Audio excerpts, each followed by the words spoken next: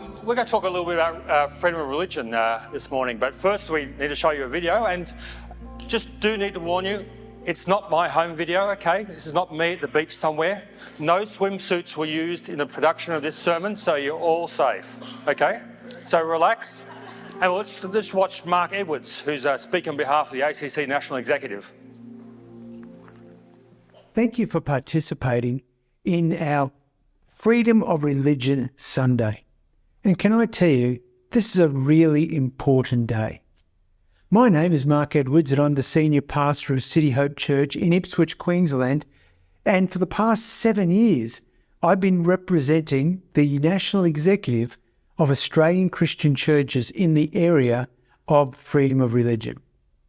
Now, recently, an event has occurred which has caused us a lot of alarm in relation to freedom of religion in our nation. The Australian Law Reform Commission have produced a report that faith-based schools, that's us, Christian schools, do not have the right to employ staff who actually agree with the ethos and the values of the particular school. Now, can I tell you, that's an affront to religious freedom. In a few moments, you're going to be told how you can get involved. And I really do need you to get involved. This is the most vital time because we know that report is going to be sent to every member of Parliament within the next couple of weeks. This is the time when every single one of us can't take a backward step, but needs to say, how can I help the cause of religious freedom in this nation? And if you do get involved, your children and your grandchildren will say thank you. And so will I. And so will our movement, Australian Christian Churches. So that's what we're talking about today, freedom of religion. And I'll talk a little bit later and we'll have some information to provide to you about how you can get involved. But first of all, I wanted to talk to you a little bit about why you should be involved. Indeed, why you must be involved in protecting religious freedom. And fundamentally, it's got nothing to do with us. It's got nothing to do with the people in this room. It's got nothing to do with those of you watching online. Freedom of religion is not about us. It's, as Mark said, ultimately about young guys like this. Our children, our grandchildren, if you have them, or potential children or grandchildren. But that's getting a little ahead of ourselves. Let's talk first about what we mean by freedom of religion. So, the Universal Declaration of Human Rights was proclaimed by the UN General Assembly back in 1948 in Paris. So just after World War II finished, in that sort of moment of the world trying to gather together and not have a world where we went back into war, but a world that was full of peace. It talks about the right to freedom of thought, conscience and religion that applies to everyone. Not just some people, but everyone. Everyone has that freedom for thought, conscience and belief. And the right to change religion or belief. But also includes the freedom, whether by yourself or with others, in private or in public, to manifest your religion in teaching, practice, worship and observance. Basically to live out your faith. As Katie said, to be that 24/7 Christian. To walk out of this place wearing your Christian badge and being a Christian to the Uber driver, to others. The Declaration claims to set out for the first time fundamental human rights to be universally protected. An ambitious statement, ambitious goal. But in international law, freedoms actually go back far further than that. Religious freedom isn't something created in 1948. In 1648, the Peace of Westphalia actually encaptured for the very first time the right of freedom of religion, the freedom to practice your religion in an international treaty between nations. Going back earlier than that, in 1598, so, if you watch the coronation, you saw all these old 1600s, early, all these old objects and chairs. We're going back to 1598, the Edict of Nantes, signed by King Henry IV of France, gave the minority Protestants in France, which was a majority Catholic country, the right to practice their faith. There's been a long history of recognising religious freedom as a fundamental freedom in a political legal sense. Our High Court actually recognised it in a case back in the early 1900s here in Australia as being the essence of a free society, the ability to hold to a belief, to manifest that belief. Of course, going back further, if we go back to Roman times, during the Roman empires, and there were a few in different variations of the Roman Empire, there was a form of religious freedom. Now, I was struck again when we were coming around the Easter time, the Easter message. The moment where Pilate interacted with the Jewish people, as we focus on Christ's death and resurrection, the power of the state in that moment, the power of Pilate as a representative of the Roman Empire in the state. And it's interesting to me when you read John's more detailed account of that event, how it's the critical moment, the moment where Pilate turned to the path of crucifying Christ, was when the Jewish authorities portrayed Jesus as undermining the authority of the Roman Empire. Pilate was less worried about claims of divinity, matters of faith and religion. He didn't seem to be perturbed by Christ being the King of the Jews. But when they said, anyone who claims to be a king opposes Caesar, that's when he acted.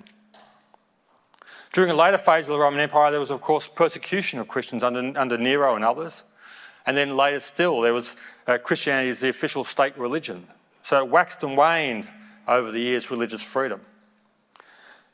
And Christians through the centuries have not always behaved perfectly. We've not always been without fault.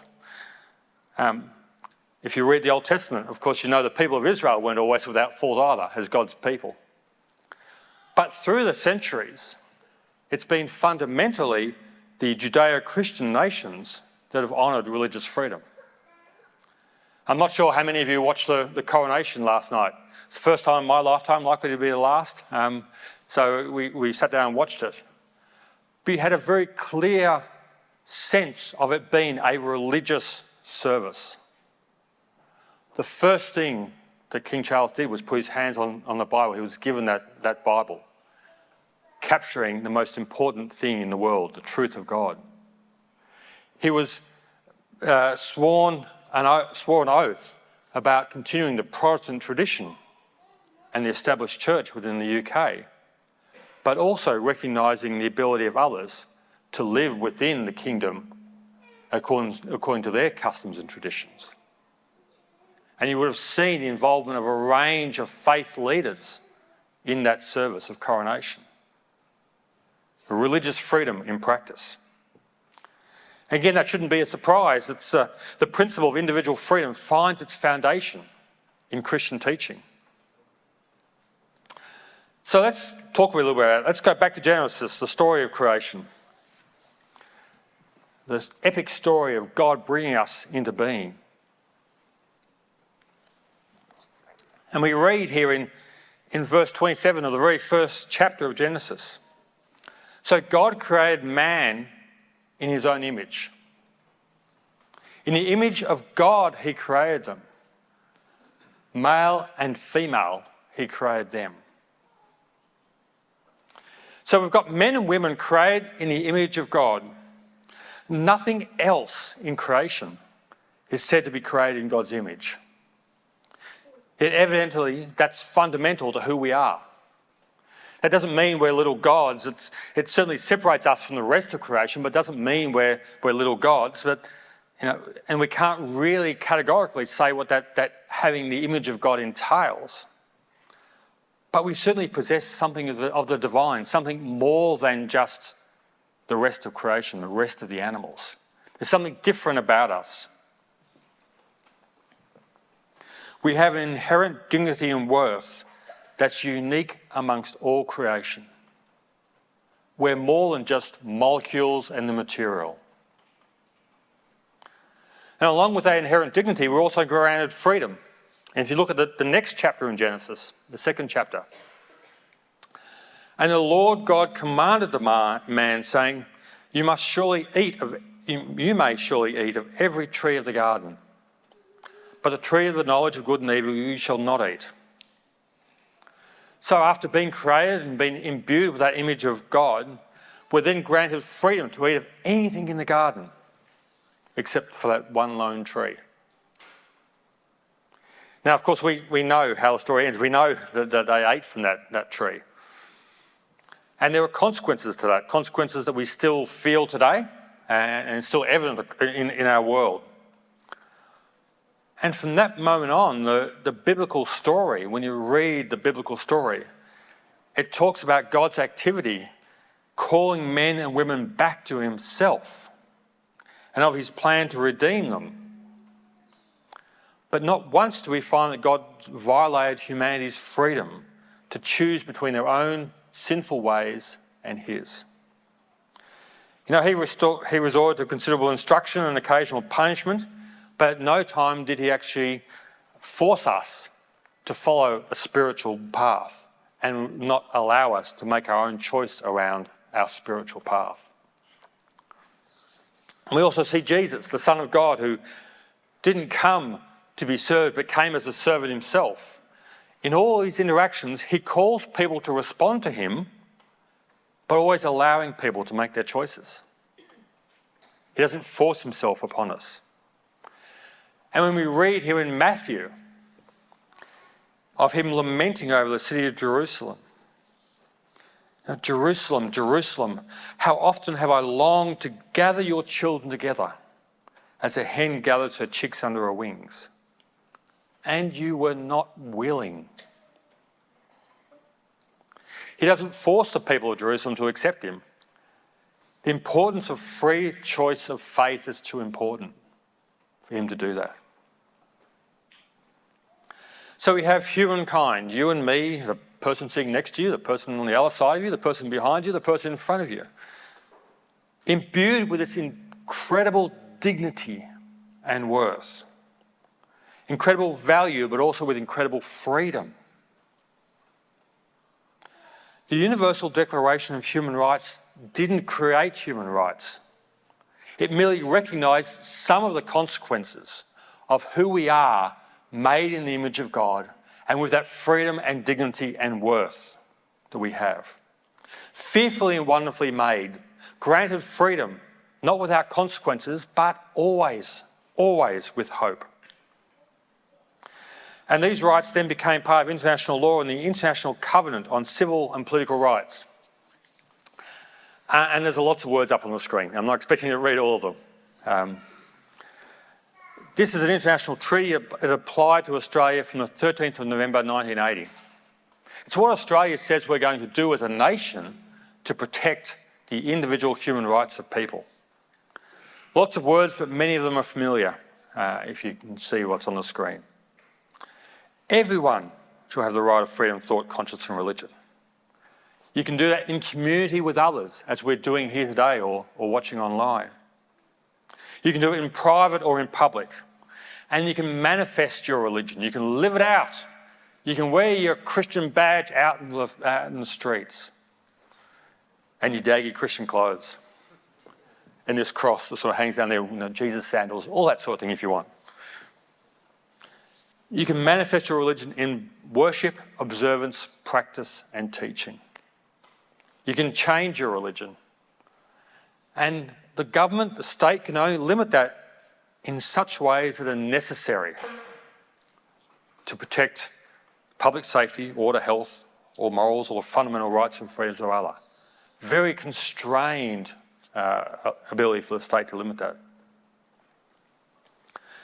And it also goes on to recognise that states will accept the liberty of parents to teach their young people, to ensure the religious and moral education of the children in conformity with their religion. Now, while we've been a party to this since 1980, there have been enormous number of inquiries, literally dozens of inquiries and reports have said that we don't meet that standard. We say we're going to do this, but we don't meet it. In fact, some of those inquiries more recently have been saying that, to the contrary, legal protections for religious freedom have been reducing. In my day job, I'm involved with Christian schools and talking with the space, working with people like Mark Edwards. And as we engage more and more with other faiths, when you talk to people from the Islamic community, from the Jewish community, they'll share of the increased discrimination that they're suffering, the vilification that they're suffering. Islamic women walking along the street who'll have literally the hijab ripped off them. I mean, what an affront that is to them. Jewish people who are still abused and subject to anti-Semitic vilification. And Christians aren't immune from this either.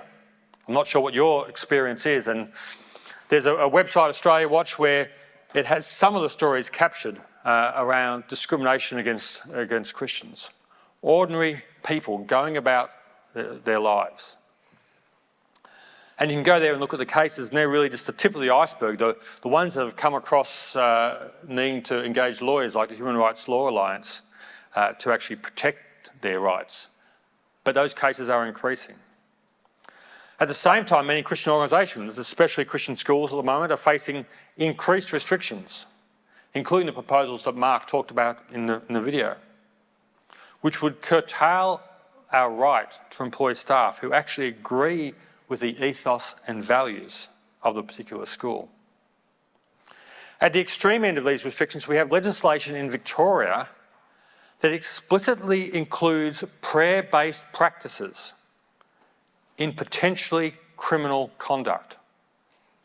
So let me just say that again. Prayer-based practices as criminal conduct, with consent to that prayer being irrelevant.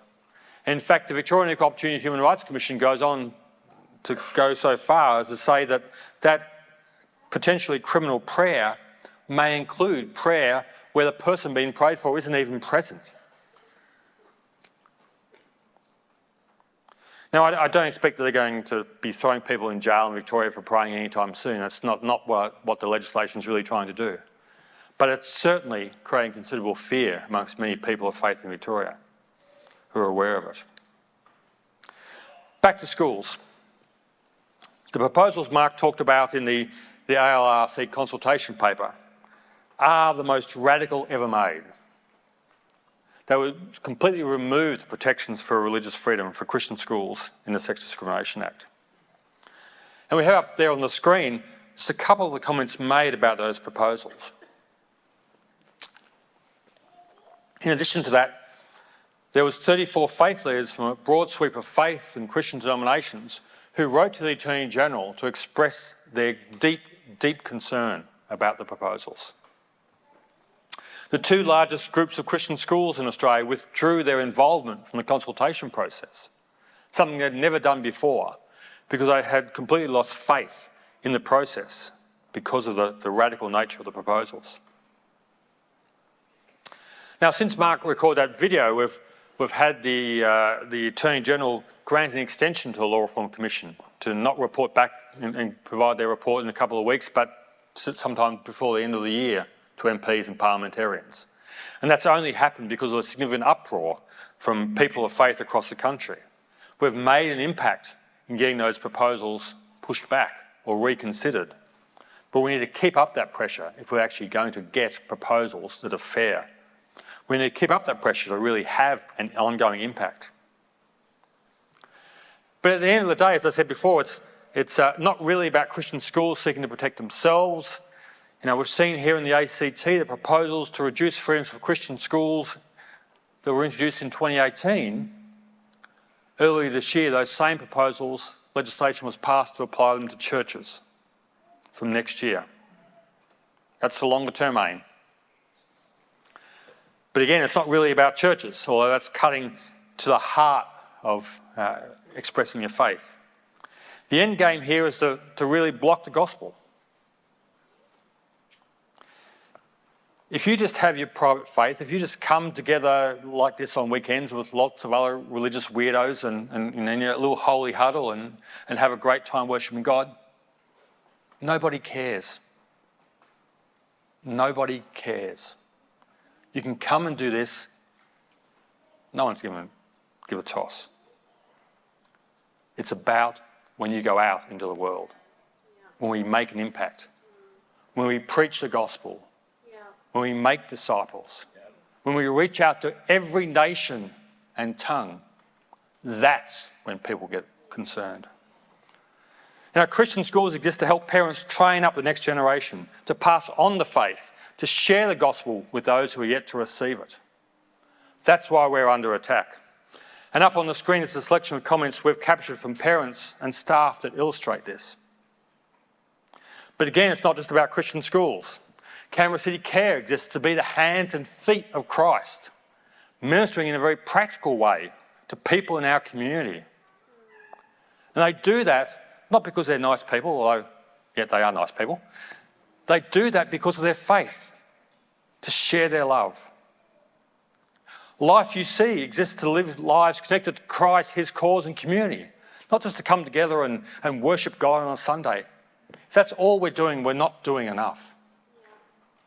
We choose staff in these organisations to reflect Christ to those we meet, to model Christ, to witness to Christ in their actions, their interactions and their words. Words that come from the overflow of their heart and their personal relationship with God. Now, of course, if we lose the legal protections, the gospel will still be preached. But gee, it's going to be much harder. It's going to take much more courage. It's going to be far more difficult, if not impossible, for Christian schools to train up the next generations if we can't employ staff who share our beliefs. It'll take greater courage for you to speak to your colleagues at work, to your neighbours, to your friends, to your family. It won't crush the gospel. We know that from the persecuted church around the world. But it's going to make it more difficult.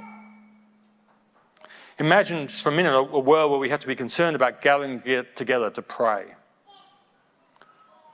But praying is what we need to do. Praying is certainly something we need to do. We're reminded in Ephesians that our struggle is not against flesh and blood, but ultimately against spiritual forces in the heavenly realms. And I've certainly seen myself the power of prayer when I've been in meetings with MPs up at Parliament House and words come out of your mouth and you think, where'd that come from? That wasn't me, that was just the Holy Spirit, because people were praying. It is a spiritual battle going on when it comes to the proclamation of the gospel. And that's what's at the heart here. We're also called to pray especially for our leaders, rulers, and their governments to rule well.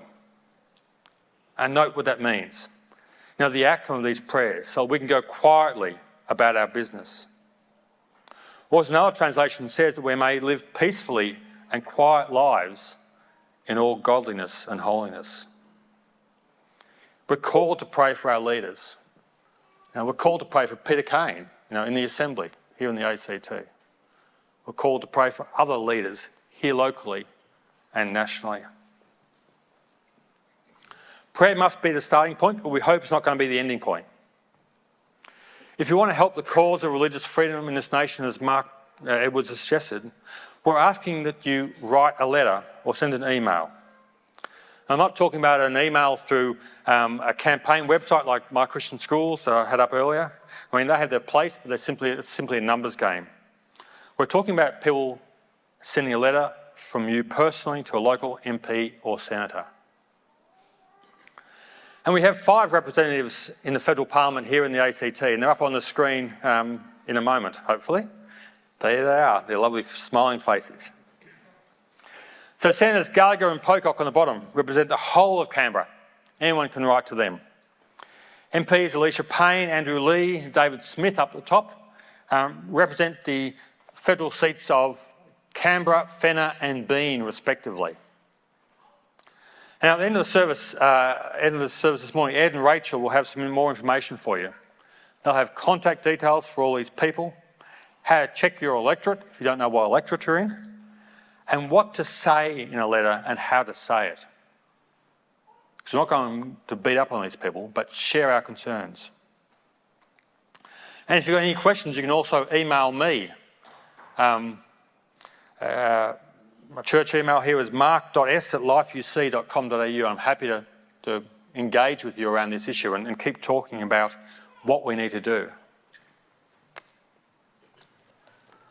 But fundamentally, we're looking for you to actually get engaged, get involved, write those personal letters, and take a stand to help us make sure we maintain that freedom so that the gospel message can go out.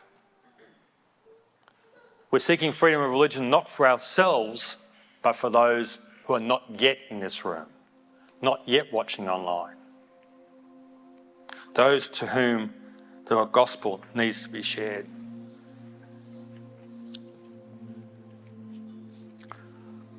So I've talked a little this morning about our inherent dignity, how we're created in the image of God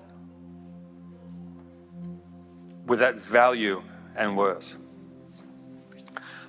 I've talked about the freedom God has given us, the freedom to respond to his call, to accept him as Christ, Lord and Saviour, or to continue to follow our own path. As Jesus cried out about longing to gather Jerusalem to himself, he also longs to gather you in a relationship with him.